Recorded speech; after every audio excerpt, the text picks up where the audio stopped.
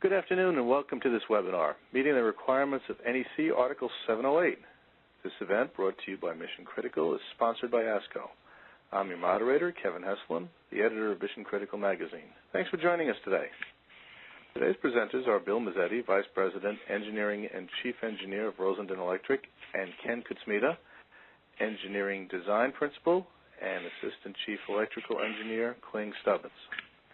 Educated at Santa Clara University, Bill Mazzetti has spent the past 25 years involved in the design and construction of complex commercial, institutional, and industrial buildings throughout the U.S. and Europe. An industry leader in mission critical and building information modeling, his recent credits include the California Academy of Science in San Francisco. Bill is also the author of the new performance-based rating systems for data centers to be published in the upcoming ANSI-BICSI Data Center Standard. Ken Kutsmita is an engineering design principal at Kling Stubbins in Philadelphia.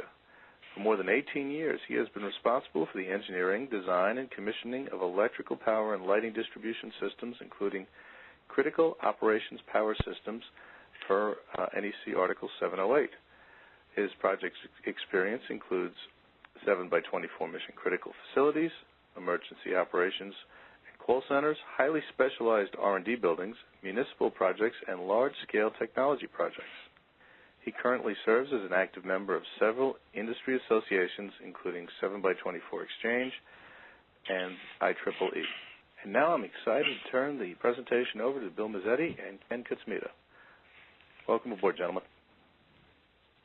Thanks, Kevin. Hi, everybody. It's Bill here. Ken and I are going to do a little tag team on the presentation this morning. I'm going to start with really why codes change. And I think that when you look at the codes over history, and I'm a little bit of a historian of codes, is that really seminal moments in catastrophes or buildings or incidents have pushed codes to change, and they've done so because there's been massive loss of life, there's been catastrophic loss of facilities, there has been, or the buildings are presented with a new type of hazard, whether it be a fire or other types of systems haven't kept up with the current state of construction, that codes have been compelled to change, and we're going to talk about a few of those things today. The first one that comes up for those of you in New York is really the Triangle Shirtwaist Fire from 1911. That was one of the first buildings, basically a garment factory in Lower Manhattan.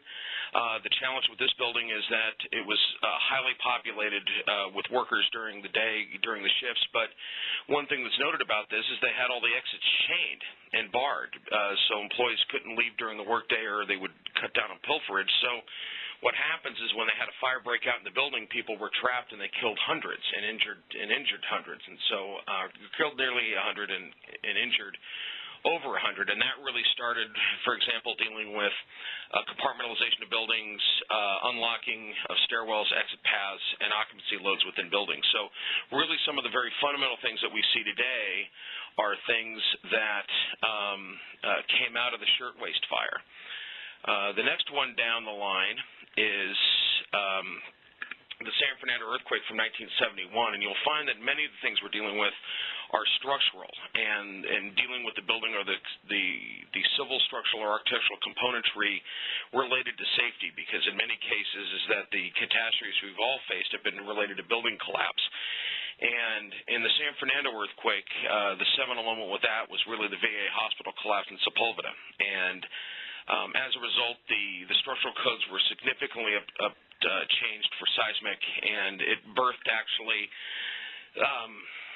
the California State Health Office of Statewide Health Planning and Development, OSHPD, to oversee hospital engineering and development and licensure within the state of California. But most specifically, at the same time, they also looked at system segregation in 517. And so in that case, it's a little similar to what we see today as far as what 708 has done as a result of 9/11. Next up in this is really dealing with the first large-scale catastrophe at a high-rise fire. Not certainly the MGM fire in 1980 is not, from a casualty basis, not the highest casualty count that we've seen in hotel fires, but certainly it's in the top 3. But what was the critical point here, and for those of you in Las Vegas who remember this thing, this is actually the existing Bally's Hotel when you look at the Strip. So after this fire, actually MGM ended up building the new MGM property that's a little farther to the west, but the entire building wasn't sprinkled. Only some of the public areas. The guest rooms weren't, so when you have a fire break out, actually in the lower part of the hotel and spread vertically throughout the building systems, through ductwork, through stairs, and as smoke rose through the building, it caused a great deal of problems. And this brought on things like stair pressurization, floor pressurization of the high-rise, fully sprinkled buildings, and things of that nature. Last and sadly but not least, or next to last, is really the Kobe and the Northridge earthquakes in the 90s and 2000s, and really dealing with a thrust fault. Most earthquakes, people think it moves side to side. In this case, these earthquakes moved up and down and really caused structure to go back again and look at their attachments and how they really view a three-dimensional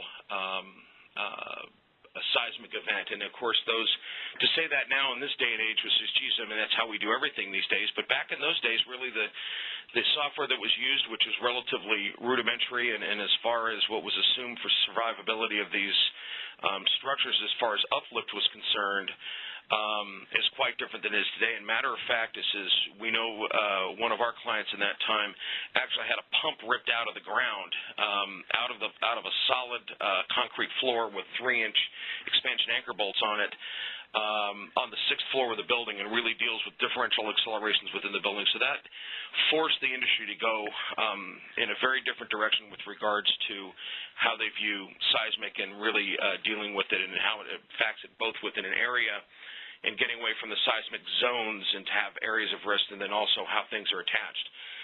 Last but not least, with 9/11, and I think the seminal moment to 9/11 is really the building industry. While we've had fires and had issues like that, we have never, ever dealt with the catastrophic loss of buildings. In other words, that an event, whether it be human-directed as a terrorist attack or a fire, would cause the loss of an entire structure and, frankly, the loss of thousands of lives. And as a result, this is the seminal moment for 708 and also for other parts of the codes, especially related to high-rise construction now, for how cores are compartmentalized, fire ratings being increased in certain areas of egress for certain heights of buildings and things of that nature. So this is what got us going in this direction. And really, aside from the failures at the World Trade Center and the attacks at the Pentagon, really then society itself asked itself, are buildings that are really related to common good, common health, common safety, and the perpetuation of our society, which is really security services, the financial services, things, wastewater treatment, things like that, are these things really moving along and being protected by our codes? And the code committees are actually all of us, the folks that are on this call and folks that are presenting to you today. They are the building constituents within the industry. The experts make these codes up, and they start to respond to these things. And it does take a few years to do that. So that's really the background. And I will say that there will be other events in life, whether it be, I'm sure there will be things that will come out of the tsunamis in Japan and other natural calamities in the next couple of decades that will drive our codes even further and, frankly, for the betterment. So at this point, I'd like to turn it over to my friend Ken, who's going to give you the background on 708 and really some excellent content. So, Ken? Thanks, Bill. Yeah, as Bill was saying, in 2008, Article 708, basically the Critical Operations Power System, was established, and it was basically established to provide requirements to protect those types of buildings from natural disasters or human disasters. The critical operation cities are generally installed in vital facilities that it's incapacitated would disrupt national security, public health, public safety, and so forth. Some of those types of buildings obviously include police and fire stations, emergency management centers, emergency call centers or 911 centers, any government facilities involved with national security, you got hospitals and financial institutions. So those are types of buildings where you would see the COPS systems implemented. Now within 708, there's basically two critical definitions, the first one being critical operations power systems, otherwise known as COPS. And this is basically the power systems for those facilities that require continuous operation. The next definition is designated critical operation areas, otherwise known as DOCOA. This is basically areas within the facility that are designed or need to have critical operations power. When you try to implement 708, there's basically two approaches you can use. One is to identify an area within the facility as the designated critical operations area, the DCOA, or you designate the entire facility as critical operations. With the first part, you basically only the power systems serving the area will be required to meet 708. When you do an entire building, you obviously need to incorporate the whole electrical infrastructure into meeting the requirements of 708. This slide basically gives you an overall summary scope of the scope of 708, kind of hits the key sections of 708, and as we go into further slides, we'll go into more detail about what the requirements are to meet those individual sections. The first section is a risk assessment. Basically, the requirement is to perform a risk assessment to identify hazards, either natural occurring or human-caused, to look at the vulnerability of the system based on those hazards, and then to look at the likelihood or determine the likelihood of those occurrence. Taking that information, you develop a risk determination, and then the ultimate goal is then develop a mitigation strategy to avoid those risks. And just to give you an example of some of the potential magnitudes of this requirement, on a recent project, a risk assessment came back indicating there was a high probability that the facility would experience a hurricane. So in order to mitigate that risk, the building had to be designed with 200-mile-an-hour winds, which doesn't seem like a lot, but then when you look at the equipment exterior to the building, most of that equipment isn't designed with enclosures that can withstand a 200-mile-an-hour wind. So basically what had to happen was a structure had to be built outside in the yard to alleviate the winds or protect it from the winds, and that became a pretty substantial cost. So I guess the bottom line is you want to make sure that you do a risk assessment early on in the design so you can make sure that you're covered and you don't get caught with any major factors later on. The next requirement is physical protection. It's basically provide physical security for COPS systems based on the risk assessment. Obviously, any COPS systems can only be accessible by qualified persons. Another requirement is the identification. All boxes, enclosures for COPS, and receptacles supplied by COPS should be permanently marked and identified as a COPS. So if you're in a building which has two different systems, you want to make sure that the COPS systems are clearly identified. In 2011, there was an update to this code requirement. They basically provided an exception not requiring receptacles to have distinctive markings if the entire building has been deemed a part of the DCOA. The next requirement is feeder physical protection. Basically, cables must be mineral insulated cable, MI cable, or they need to be run in rigid metal conduit or intermediate metal conduit. PVC and EMT is allowed if it is encased in concrete, a minimum of 2 inches.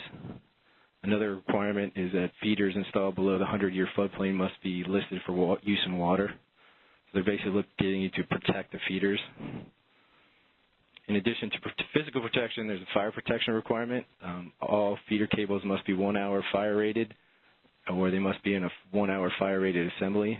Now in 2011, this requirement was increased from 1 hour to 2 hours, so in 2011 it has been increased. Another option is to embed this in not less than 2 inches of concrete. Now, one of the methods, the 2 hour requirement above is typically double rock, double drywall, non-overlapping joints, as I recall. Correct. Yeah. Now, one method that's being used in the industry to meet both the physical and the fire protection is to run the feeders underground, under the slab. And that's depicted in the picture that's being used. If you have the likelihood of that your building is a single story, that can be done relatively easy. So that is one thing that's being used in the industry. Branch circuit wiring. Basically, COPS wiring needs to be kept independent from other wiring. All circuits supplied to COPS shall only supply COPS critical equipment. And then if any branch circuit run outside the DCOA shall comply with physical and fire protection. So basically anything not within the designated critical area has to be fire rated, run in rigid conduit, and protected for physical and fire. If it's within the DCOA, then you can use other methods. You don't have to fire rate it, and you don't need to use rigid conduit, so that's a key component.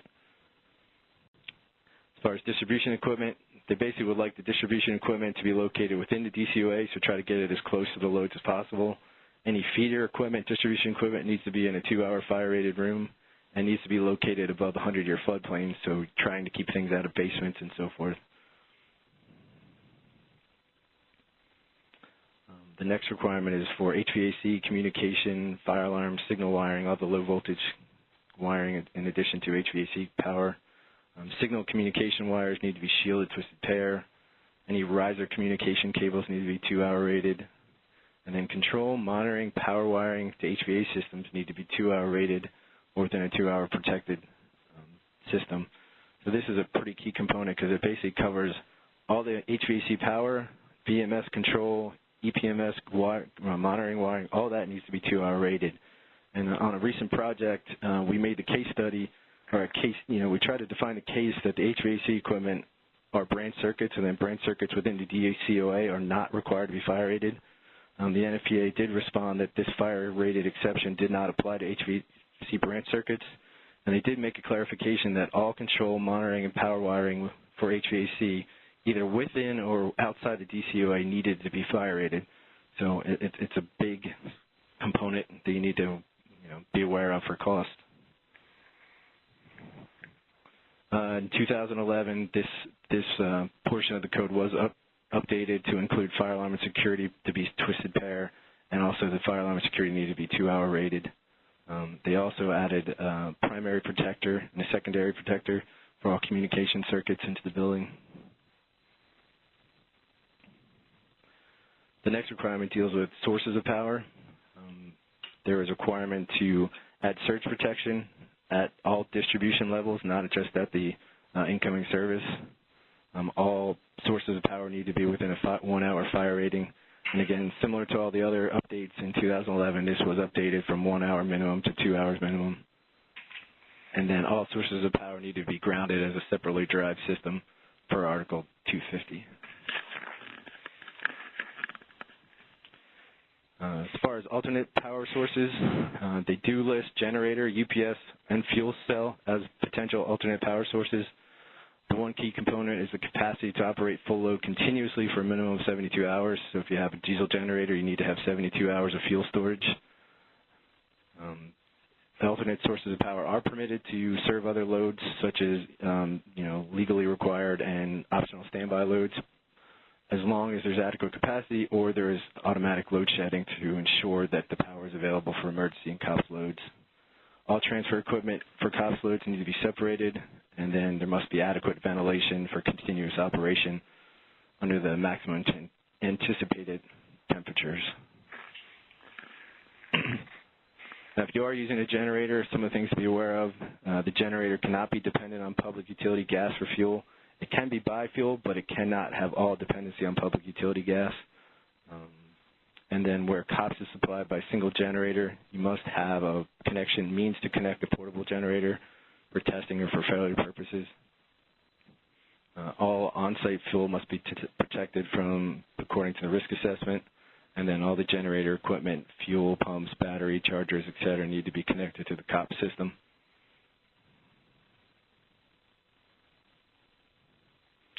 Overcurrent protection, an additional step of ground fault protection must be provided downstream of any service or feeder ground protection. So they basically want to protect the system down through the distribution system so any fault doesn't get back and take out a major portion of the system. Service and feeder ground protection shall be fully selectively coordinated up to 6 cycles. And then a big component is that all COPS overcurrent devices shall be selectively coordinated. So not only on the emergency side, but they're also requiring it on the utility standard side. Now, in some states, this has been limited to requiring only selective coordination down to 0.1 second, which basically means they want to coordinate the long time and short time, but they're not looking to coordinate the instantaneous. So this something you might want to read up before you get into this, because it could become a big cost. And then the final requirement is basically testing, maintenance, and commissioning. In this requirement, authority having jurisdiction wants to witness test the complete system. And when they talk about complete system, they want to be able to do it under the anticipated maximum loads. They want you to provide load banks. They want to make sure the system actually functions the way it's supposed to function under full load. There is also a requirement to develop and implement preventative maintenance program. And one of the requirements within that is it has to be a written document that somebody can pull up, make sure it's being done the way it was documented. There's also a requirement to develop a commissioning plan. So they want to test both the components and the system as a whole. And then another requirement is to basically baseline test the results. You basically create the results. This way in the future when you go back to retest it, you can see how the system is performing and operating. Okay, Ken, thanks. Thanks, guys. Let me handle cost for a second. But I think when you look at all this, we view 708 as really, from a constructor standpoint, as really two families of issues or challenges or considerations, one of which is the physical installation itself and, what conduit media you use, what feeder media you use, how you route it, and how you route it depends on what you can put it in. And the second piece is that in many cases, a lot of things that we view that's come into 708 is really stuff that is related to, your basic system segregation that you find in 701 and NFPA 101. So, you look at the spirit that you find in 708 for some of this stuff is really the same as you find for life safety versus non-life safety loads in any facility, or emergency versus normal segregation and things like that. So it's very overwhelming when it comes to you because it's really an implementation and circuiting and planning issue. A lot of this is still hanging around on the code and has been around for a while, and frankly for mission critical, the level of testing that they demand is not really foreign, at least as far as documentation is concerned. Well, now here comes the bad news because, usually we're not always a dollop of sunshine in these kind of things, but the fact is that the implementation for this kind of work is significantly more expensive than your standard construction, not in that it is excessive. It's just that the components that you happen to choose, whether it be fire-rated cable or twisted shielded pair versus unshielded low-voltage cabling, and then the enclosures you have to place things within drive up those costs of your installed systems fairly significantly. And when Ken makes the point about trying to limit the area within the building that this has to apply, like, for example, within an EOC that may have wide or building-wide uses versus another kind of mixed-use civic center building where the EOC is within an administrative building within a large county office building, that's pretty specific because costs can spread relatively quickly and frankly, without any benefit in excess of what you're trying to achieve. But what we typically have found is that when you're looking at, kind of apples to apples, same size of conduit, same size of wire, it's a 30-40% increase over EMT conduit wire for what's required for COPS, and over 100% for what you would typically use in most installations, which is just MC cable that's either put on slick rod or on threaded rod rack. When you move up to the feeder work and you start going to GRC conduit that may be routed exposed in the room or GRC with fire-rated cable inside, you're talking 3 to 6 times as expensive as an EMT or a thin wall feeder. So what you're dealing with is, as far as project planning is concerned, where and how you route it and how you build the job has a significant effect to cost. You deal with, for example, it's about $15 a running foot for an 8-square-foot area chase that you build out and frame that puts single rock drywall. Going to double rock drywall brings that up to about $18 a square foot as it's taped, assuming you still have to paint it. For example, one of the things that we do in these instances is that we actually, for example, you have branch panels within a room. Those conduits typically come out of the panel and go up. Well, the walls themselves are 1-hour rated construction typically for the electrical rooms, and sometimes there'll be 2 depending on where you are in the facility. But nonetheless, if you're in a room that only offers a 1-hour rating, or 2-hour rating, the conduit's inside that room and it's thin wall, it's actually in many cases cheaper just to build a drywall header down from the ceiling, or to where the conduits either go into the floor or into the ceiling and can be further protected behind another 2-hour assembly and bring that drywall assembly down and just trim it out to the top of the panel, so it's basically, it looks like the panel's butted up against a header, and then it's the conduit goes up in the wall and is concealed basically. Now, the one challenge you all face with this in a constructed environment is you deal with the pull box issue. You only get 3 bends before you have to have a fire, have access to a junction box or a pulling point. So really, as you lay the job out, and this falls when Ken and I collaborate on work as we're building and designing and building together, is you really, now you're dealing not just with the 2-hour assemblies, but you have to deal with the 2-hour fire access doors in the ceilings and walls to get to stuff. So it turns into, it pulls a lot of your construction planning in earlier if you really want to do these jobs on a cost-effective basis. And really, last but not least, is that you're dealing with schedule, because schedule is cost on the job. So if you understand that, okay, I'm kind of having to bite off a fairly significant uptick on the electrical system as a result of this, now I'm also facing the fact is, because it's more expensive, it's both labor and material related. Now we have a schedule extension, or we have to staff the job more significantly, because you're dealing with 3 to 6 times the rate of installation for threaded conduit systems versus you are for thin wall at 3 times or 1/6 you have on the MC side of the house. So it's a pretty significant set of cost and schedule challenges. Certainly surmountable, but you have to, in those cases, really look at your architectural and your drywall trades and your concrete trades and how you put that job together to try to save yourself some bucks.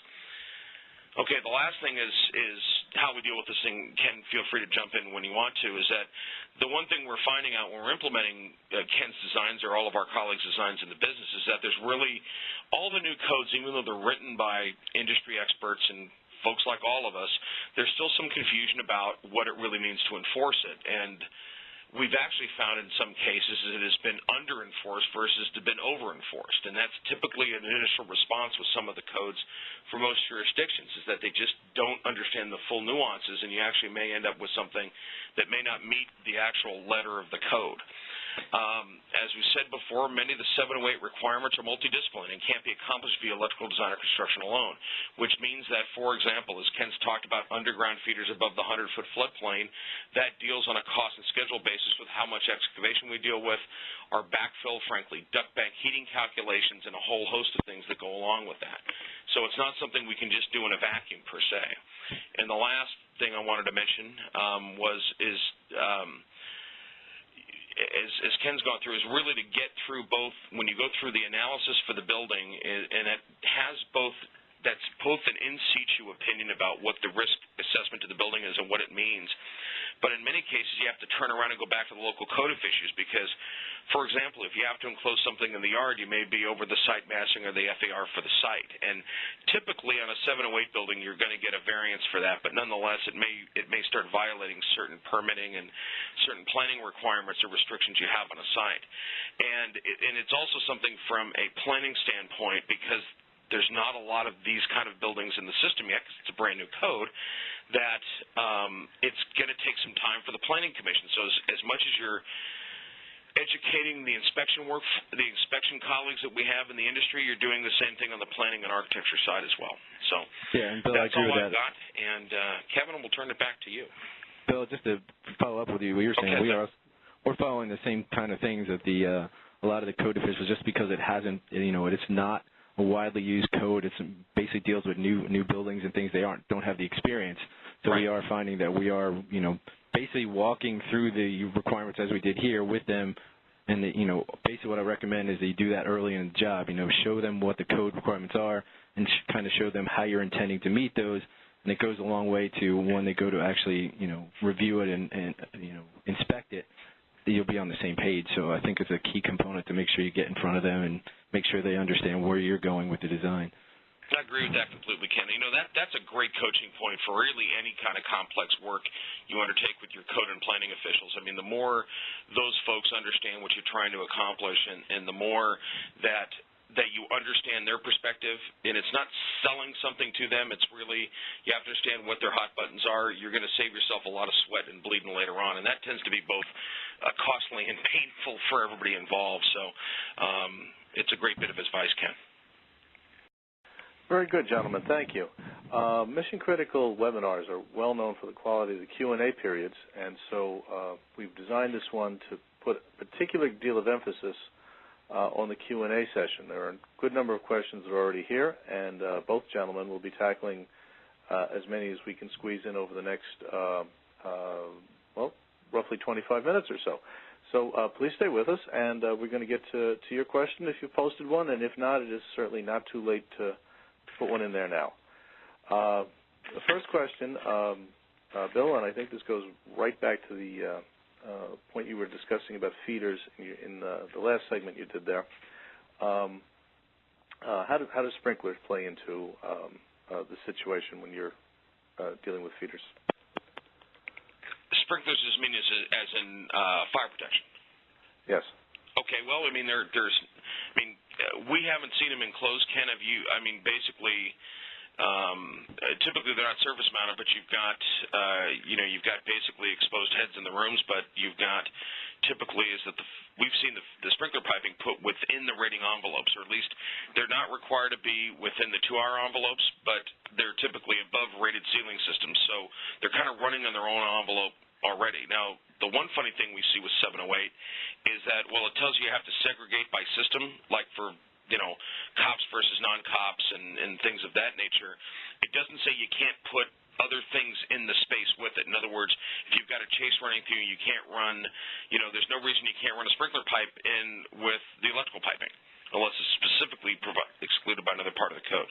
Ken, have you got any amplification to that reply? And I don't know of any exception either. If we have sprinklers that the feeders aren't required to be fire rated, as far as I haven't come into that concept, most of the spaces we deal with are sprinkler protected, and they were still required to be, fire rated. Obviously, sprinklers will provide some, help in keeping those things from burning, but I don't believe that there was any exception to say that if a sprinkler is there, you don't have to fire rate the cable. No, I'd agree with that. I mean, the fact is the code doesn't say anything, and nor as we've seen the application, there is no relief based on fire protection or further enhancements of physical protection of 708. In other words, if you put it inside a 4-hour rated, you cast it inside a foot of concrete, you still have to deal with 708. A lot of what we're facing when 708 came out is we basically started treating all the feeders like fire pump feeders. They're 2-hour rated, and they're inside a galvanized rigid conduit, and the only thing we did was we put a drywall skin on it, basically. Exactly. I mean, that goes to, doing it underground, under the slab, too, keeping, in essence, was outside the building.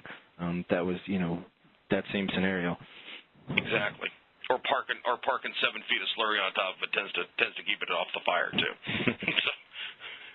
Okay. While we're on the subject of cable, though, we have another question here about direct current cable wiring in telecom. The viewer points out that asks if that cable has to be fire rated, and points out it's usually an open cable racking, which would make this difficult. Yeah, I agree with the difficult. I guess it would depend on where that cable is. If it's a DC feeder cable, by the law, it would need to be fire rated. If it's more of a DC, branch circuit type, as long as it's within the DCOA, that would not be required to be fire rated. But as far as the DC, I mean, if it's more of the feeder, even a lot of the communications are requiring that to be 2-hour rated, so I'm assuming that the DC cable would have to have some kind of protection to prevent from the fire. So yeah, that would make a difference. Where you used to run it in open tray, now you got to put it in something which, is definitely going to add cost. Okay. But basically, we found, Ken, is that we can't really have any really open raceway systems within the cops. It just, or the DCOA. It's just not tray, J hooks, all that stuff's kind of out. That's typically the way we found it. Would you agree or? Yeah, most of the low voltage stuff, the control wiring, maybe some of the fire alarms, all that stuff that you might run in J hooks now, by the definition of the code now, and even the clarification that we got, is that, no, that has to be now protected. Okay, here's a question, and it drills pretty far down. Viewer wants to know, what are your thoughts on NEC Annex, I believe he's referring to G, that talks about an integrated PLC control system for COPS facilities? Oof. And we challenge these viewers, they're going to come up with some stuff. We got a bunch of smart folks hiding out there.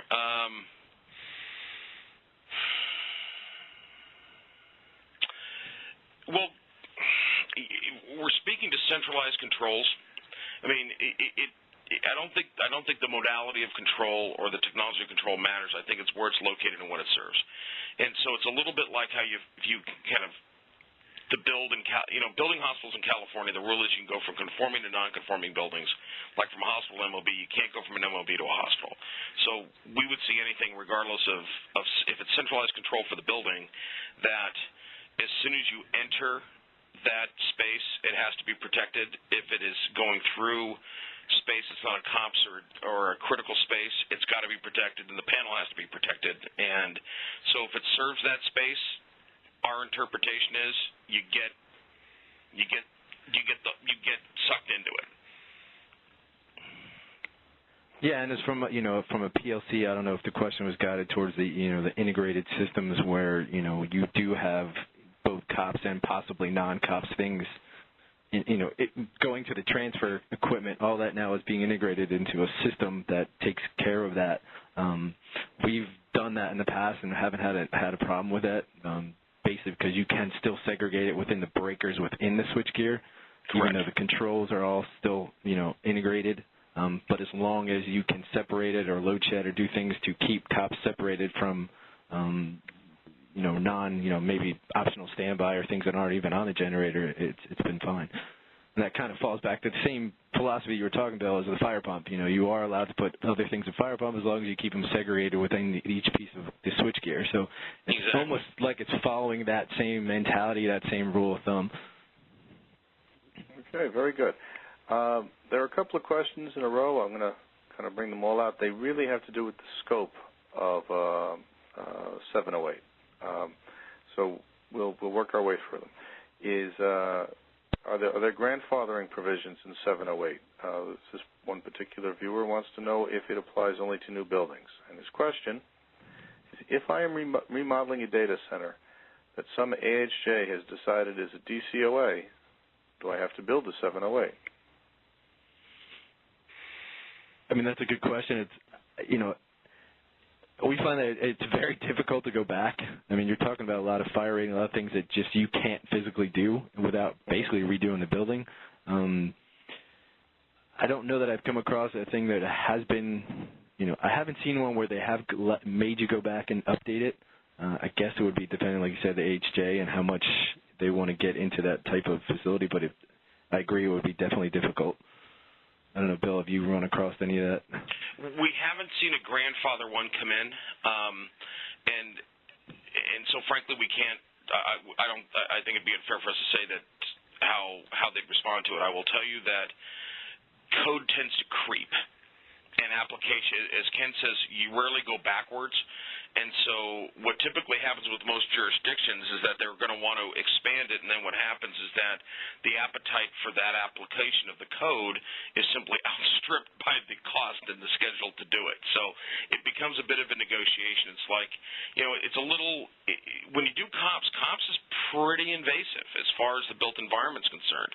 It's not just route and feeders and ductwork. I mean, you're talking about structural elements. You're talking about things are heavier. Your live loads on your racks are different structurally. There's a lot of stuff that goes into this thing that all of a sudden you start leaking scope on a lot of spots. I haven't done one, but our experience about doing code upgrades to buildings is typically 50. If you touch more than 50% of the infrastructure in the building of anyone, that whole infrastructure gets upgraded. So it's the same thing. I believe it's a little less for structural. So I think you follow the existing tripwires, but it's also, I believe, a negotiation point with the jurisdiction. Bill, are you suggesting there that if one of these projects were to come your way, that among your first steps would be to address the AHJ and start to get a sense where they felt it fit in the code, or would you postpone that to later in the process? No, I do it up front. I mean, it's new, as Ken's mentioned. Is that I think you have to ask where their temperament is on it, because it drives Ken's design, it drives our costs, it drives our schedule, it drives our ability to implement. And like I said, it's not COPS is just not us. It's just not electrical or mechanical. It turns into a drywall exercise. It turns into a concrete exercise. It's if you're also for example, if you're doing that data center in another part of a building that's operating, it may be a point where the limits of what they want you to do, it may be cheaper to simply do it somewhere else. But it is a first thing we do on any kind of stuff like this that's exotic, you got to call the cities and find out what they want to do. Yeah, I would agree with that. It's especially in an existing building where you're trying to figure out how much of COPS or what specific pieces of COPS they really want you to implement. And then how can you implement it? So the sooner you do that, the better. Okay. Moving away from the grandfathering part of this question, would you draw a distinction between modifications to existing facilities and expansions? Do you see those as being different in how AHJs or others might view the project? I mean, I think if you were doing an expansion where the expansion was the designated area, I think that could be more involved, where they would want that more separated.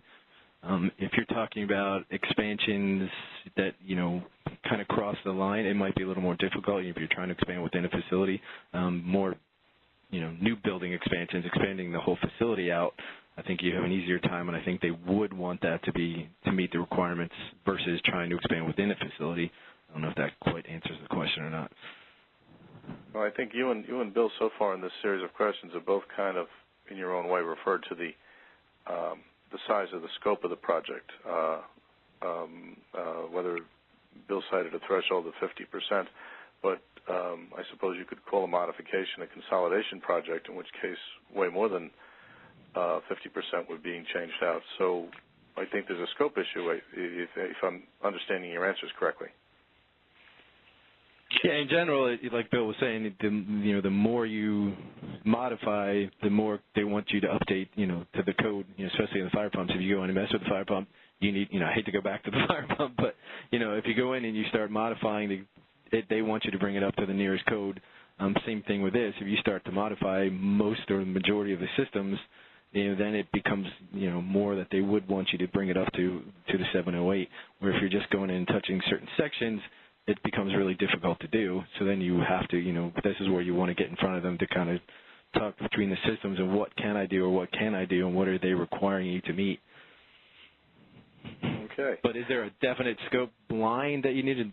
There isn't one. So that's where we were talking about getting in front of the, the AHJ and trying to define that before you get too far in the project. Okay. This is another data center question. Can you give specific examples of data center environments that would be classified as DCOAs? At least you would imagine that they would be. Oh, certainly anything federal government related, intelligence community, DOD, maybe the IRS, depending on the view on it. Kind of knows probably pretty happy to hear that. So, gosh, yeah, basically anything involved with national security. Even call centers have a high, data center function that they run, a lot of the calls run through. So those pieces, as being associated with the 911 call centers and so forth, have been, COPS. So, then again, the feeders, once you're inside, a lot of the branch circuiting then is not required to be fire rated once you're inside the walls of that data center, and that's why you try to put the branch circuit equipment within the space. But the feeders going between spaces, the intent is to protect it from if there's a fire in another space, that feeder isn't affected by that fire. So those things still need to be fire rated. Okay.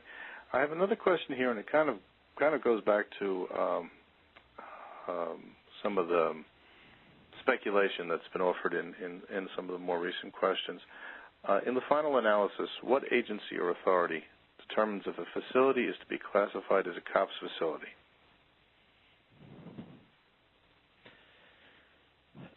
And, that's a good question because, we have,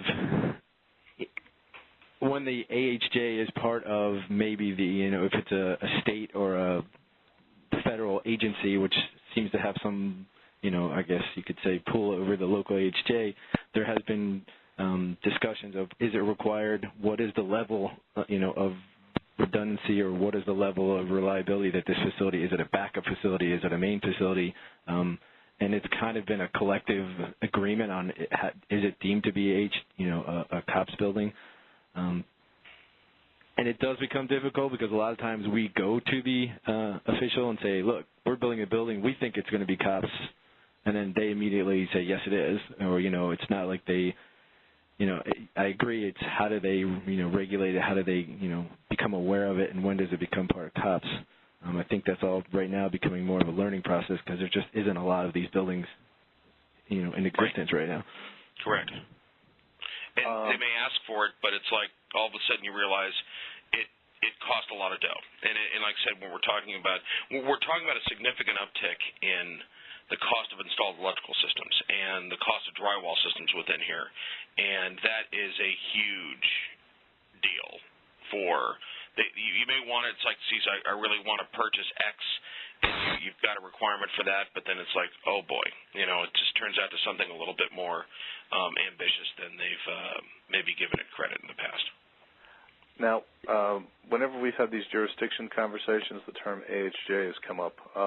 Would one of you like to define AHJ and give examples of who they can be in a given setting? Because I'm not sure all our viewers would necessarily know. Ken, why don't you take that one? For the most part, the HJ is the code official or the people that are signing, the permits to do construction. They're the ones approving the construction, proving what it is, inspecting, eventually going to inspect and give the building occupancy agreement to be allowed to populate this building. So it's the people that really, enforce the codes in that local area. And just to go back to the other, most of the time right now, we've been defining if a thing needs to be COPS or not and going to the HJ or going to the code officials or the building inspectors and saying, look, we believe this to be a COPS, and then get their buy-off. And in 9 times out of 10, if we believe it should be, then so do they. They're not going to say no. Okay, and by AHJ you mean? I mean, by definition, it's the authority having jurisdiction, which in essence is the people that, I guess we interpret that as the code officials that are basically going to give you, the permitting, or basically be the final sign-off on the equipment in the facility. Okay, I received 2 questions here from completely different entities, and they both apply to wastewater plants. One almost answers the first question, but I'd like your take on it. One viewer asked, does NEC 708 apply to wastewater treatment plants? And the second viewer writes, my understanding is that if and only if a facility is to be designated as a COPS facility by the owners, then does Article 708 apply. I work for a consulting firm that specializes in water and wastewater treatment. Designing to Article 708 has never been mandated by the AHJ on any of our projects. So there's kind of a question and a viewer answer, but I'm interested in your take on that. Yeah, I'll be honest, Bill, I don't know if you get involved with waste treatment plants or... We do actually, both building them and design build. Well, it's a great question because the answer is yes to both, is that we've had instances that we have not seen COPS show up in wastewater work yet, either as a requirement of projects we're bidding, and we have stuff on Lily in the shop every month with regards to water treatment or wastewater treatment, typically water treatment, and that would see COPS because most folks don't care if it's going the other direction. That's just coming in okay. The second part, though, is that for certain types of facilities that are water storage related, that you're dealing with the Bureau of Dams, that you're dealing with Department of Homeland Security. An example was we actually put a photovoltaic system on the roof of a reservoir in San Francisco, and the largest hassles were not with the city or PG&E, which actually went quite well. It was actually with the Bureau of Dams and Department of Homeland Security because of the requirements for security for the site. And some of it's security related, some of it's survivability. But for so far, we haven't seen it. I would expect that it may grow in the future if there's an attack on the water systems of the United States. One of the challenges about attacking the water systems of the United States, it's everywhere. I mean, you might be able to disable, one treatment plant for a large city, but the plants themselves have an ability to, unless you get all of them simultaneously, you are you are not going to succeed. So we haven't seen it yet. Now, I will also say that if you do wastewater work, there's a whole bunch of rigid conduit in those buildings, in those plants as well. And so you're kind of part of the way there, except you just don't have the protection from fire, which is what the drywall and the concrete coverage offers you. Okay. The next few questions, I'm going to kind of move on to a different topic. They relate to feeders. One viewer asked, did I hear correctly that HVAC feeders do not have to be fire rated, or is that only for DCOA, not COPS areas? Also, if for DCOA, does BMS wiring still have to be fire rated? Yeah, the first one is, a feeder versus, a branch circuit or a circuit that's directly feeding a piece of equipment. The article doesn't differentiate in feeders, whether it's a feeder feeding a power panel serving HVAC or a feeder serving directly to the critical equipment. So it basically calls that all feeders need to be fire rated. There is not a separation between HVAC. The separation is then in the branch circuits. The branch circuits, if they're within the DCOA, by the article, do not need to be fire rated and can be in any NEC approved method. One of the things we tried to imply was that an HVAC, by definition of NEC, is a branch circuit, and they came back and said, no, that does not apply, that even HVAC branch circuits to specific pieces of equipment still need to be fire rated, and BAS wiring would follow suit with that. It's in that same section of the code where it requires 2-hour fire rating, so they're basically saying that that branch circuit exception does not apply to control wiring, HVAC wiring, or monitoring wires. Okay. Next feeder cable question. I'm not immediately aware of fire-rated plus VFD-rated motor cable. How do you see NEC 708 affecting the design and installation of VFD systems used in HVAC systems, especially in light of historical placement around the facility near the motor in this climate of arc flash hazard and NEC? And then the question closes off, but another NEC standard. So it's a VFD question, really. Right. I mean, we've been kind of taking that same approach to the VFD being close to the equipment. It becomes part of the equipment, so the feeder or circuit to the equipment being fire rated. Obviously, just like a piece of equipment, it's not going to be fire rated. The VFD would therefore not be fire rated. And we do try to get it as close to the piece of equipment, so that same mentality that if a fire somewhere else in the building doesn't affect the system because they're both packaged close together.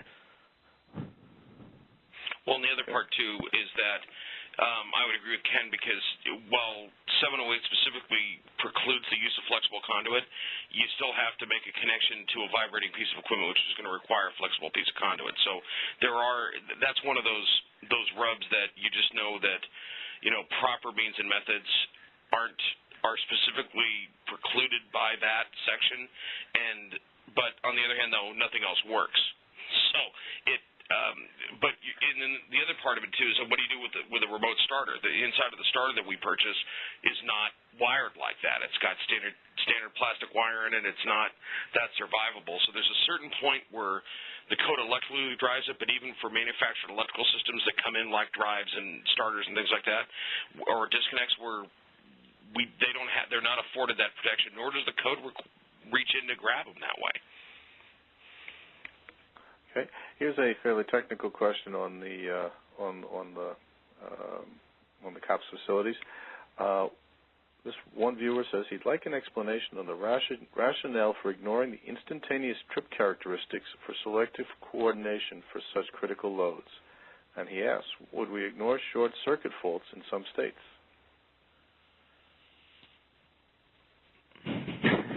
That's a good question. I mean, I don't know where all I can guess is that the requirement, as you get into the instantaneous ranges, the overlap is pretty severe. So you try, to separate that becomes, a substantial either size, monetary, that, you're looking at bigger breakers, bigger systems to try and compensate for that, or adding more transformers to cut down on the short circuit. So they've kind of pushed that selectivity above that range. And it is, and it's not everywhere. It's just certain places have just recently started to agree to that. unfortunately, I don't have the exact reason to why they're doing that. Okay. This is, I think, well, we might be able to squeeze in two more, but one, if we get this one fast. There are a number of questions here that relate to whether NEC 708 applies to either a given kind of facility or geography. As an end user, how would you go about finding out if your either place or your facility were covered by NEC 708? And include Canada and Mexico if you could. Yeah, I don't think it's a geographical issue. I mean, we have these sites that are, all over the place, and that comes into play with the risk analysis of where you put them. You could have higher risk than where, in other places. It's more of the functionality of the system and what does it do, what does it serve, is it part of, security, is it part of safety? Those types of systems are more driving the 708 than a geographical location. So you might need to check with your building code officer. I'd agree. We'd agree with that. I mean, it goes back to that, Kevin, at some point in time, is that it's really up to the jurisdiction. And as I said, we're finding they tend to be under-enforced currently versus over-enforced. And I think that's just because there's not a lot of them in the system. As far as the NEC going to Canada or Mexico, you're dealing with the IEC in Mexico and you're dealing with the Canadian Electrical Code. Now, the Canadian Electrical Code is very close to what we do here, but 708 hasn't been adopted up there. So that's, if you go to Canada, that's not in play, at least right now. Okay. We can squeeze in one more cabling question if you guys wish. Does NEC 708 require communications distribution cabling to be protected, both inside the data center and outside the data center, but within the building?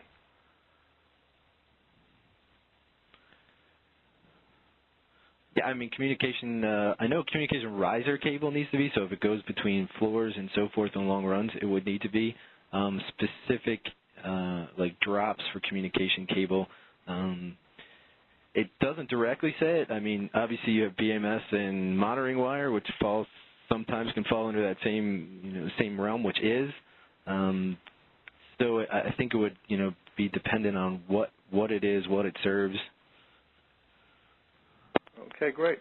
Well, we are now up against a hard stop. I'd like to thank you both for terrific presentations, as well as our sponsor, ASCO. I'd also like to thank all our viewers for their terrific questions. I hope that the format worked very well for everybody. We appreciate your time and hope you have found this webinar to be a valuable experience. Thank you all for attending.